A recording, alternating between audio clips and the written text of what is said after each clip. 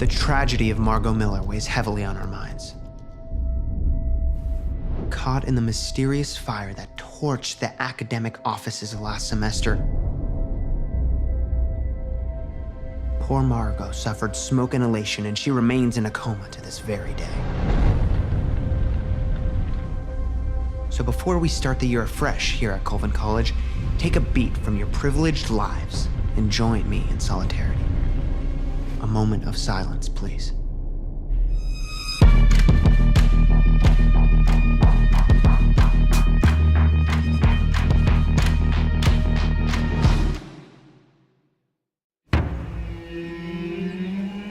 While the police interviewed a handful of suspects over the summer, they ultimately determined that the fire was accidental. Sure, because 100-year-old buildings just randomly combust in the middle of the night. Rumor has it that Margot may have ignited the fire herself. Perhaps a desperate cry for help gone up in flames. I don't know, if you ask me, she always had a flair for the dramatic. Back at it with the hard-hitting journalism, I see. Oh, hi, Allie. Kat? Still pushing fake news for easy hits, Alvaro? Isn't that what got you kicked off the paper? My conscious uncoupling with the collegiate press is what gave me the freedom to launch my own news site, which blew up this summer. Photoshopped pictures of Margot in a coma? Yeah, that's not news. That's gossip. Oh, good. You follow the Colvin Cauldron. Thanks for the views. Okay, I can't with him. Then don't. Come on, can't be late. So, how are you feeling about the History of Lying seminar? Are you dying? You know I don't do that level of emotion. Yeah, I know. I just hope it lives up to all the hype, you know? Like, I know everybody was wowed by Professor Moynihan's The Evolution of Truth and Lying speech. Because it was amazing. Because all of his students think that he's some sort of supreme guru. Like, they have this crazy initiation ceremony every year, and apparently some of the kids get, like, matching tattoos. Kat, it's like a cult. Kat, you're gonna be in a cult. I just wish you were in the cult with me. I mean, I don't get it. If anyone here knows about lying, it's you. You know what I mean. Yeah, I guess my application just wasn't what the professor was looking for. Of course, I'm bummed I'll miss out on that secret society level of prestige, but you'll fill me in on all the good stuff, right? Promise. Alrighty, I'm out. Now, promise me you'll talk to one new person today, just one new friend. Mm-hmm. Yep.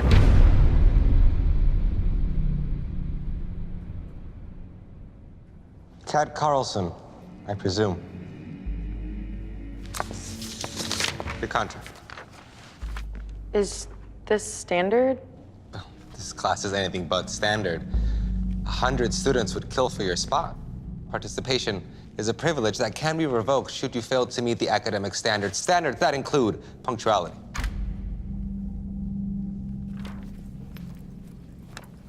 With this contract, you agree to meet all requirements.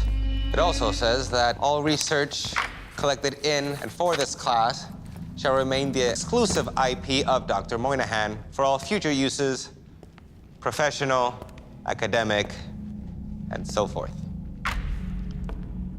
You would do well to remember that, Ms. Carlson. I'll collect those contracts now.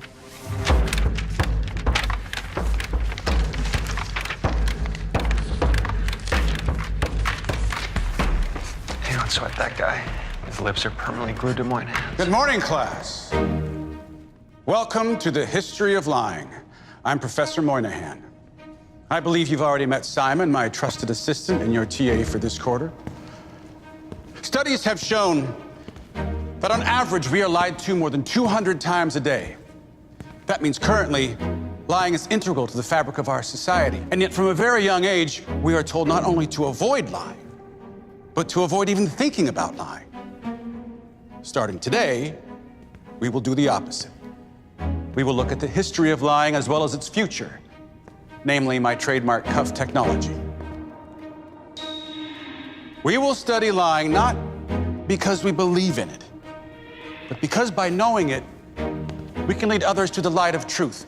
And this is crucial, because no one wants to live in a world where there is no such thing as truth.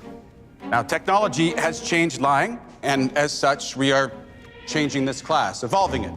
Thank you, Simon. In addition to traditional homework, you will be assigned video journals, or vlogs, as I hear you kids call them. which will potentially put you in the public eye. But before we get to the facts, let's start with a simple truth from each of you. Of the 300 students who applied for this course, why do you believe you deserve a seat at this table? No volunteers? Kat Carlson, why are you here?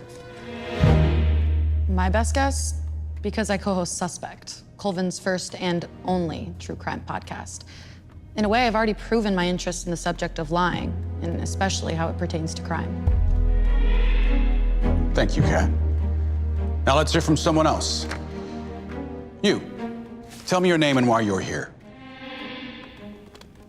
I'm Wilson, and Just Wilson? Come on now. We're practicing complete transparency in this class. Okay, technically I'm Trip Wilson, but nobody calls me that. And I'm here on the merits of my essay about the bed of lies that caused the financial crash of 2008. I spent all summer working on it.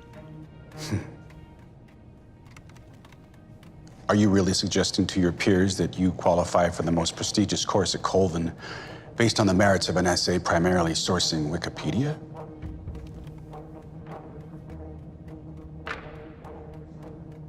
Does the truth always scare you so much?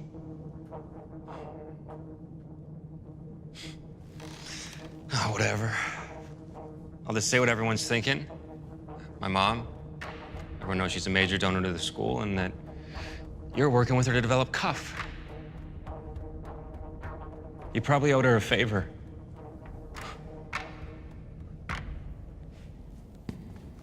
All right, who's next? Harper Vince. As a student of social engineering, I'm pretty good at getting people to do what I want. Erica Phoenix Sanders, performance artist. My art may make some people uncomfortable, but it says more about you than it does about me. Alvaro Villanueva. Some may suggest that I'm the ultimate truth teller, laying out the secrets everyone else wished was left in the dark. But I believe I'm here because I'm on track to graduate at the top of my class next year. Though unlike some, it's not because my parents paid for that privilege. Naya Santos. As future lawyer for the disempowered, I've made it my mission to hold those in power accountable. That includes you, Professor. Dan Rowland.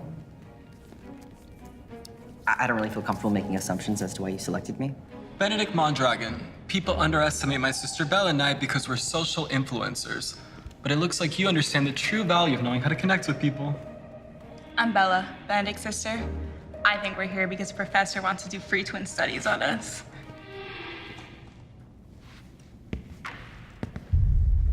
Interesting insights. But I regret to inform you that you're all wrong. There is a singular reason you are all in this room.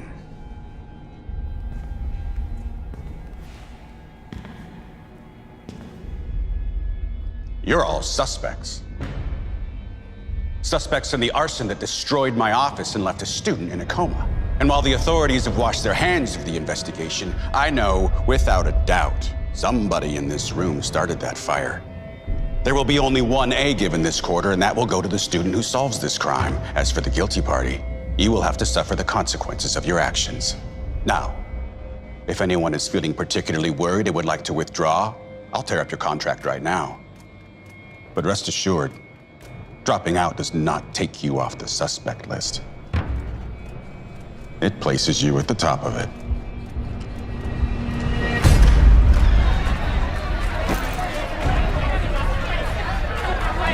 Well, it looks like my tweet spilling the sweet tea of the unique structure of this year's History of Lying has unsurprisingly gone viral. What the hell happened in there? I don't even know where to begin.